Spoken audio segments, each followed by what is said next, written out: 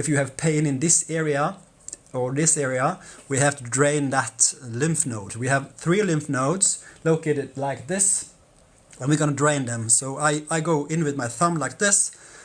I go in like that. So if you experience TMJ pain or like jaw pain, there's a muscle called masseter. This muscle, if it's contracted, it will pull on the jaw and it will block the drainage for your lymphatic system, and maybe get problem to your ear, to your jaw, or to your sinuses, or can give headache. Okay, so I'm gonna show you now. I go in with your thumb like this. I hold my jaw like that. I use my thumb like a hook like this. I go in and I squeeze it like this. I push quite hard in like this, and I pull like that. There we go. That's one.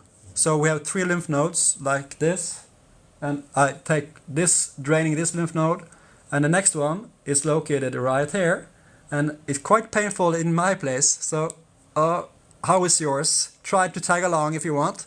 This is how you drain your lymph node located around your jaw and your ear.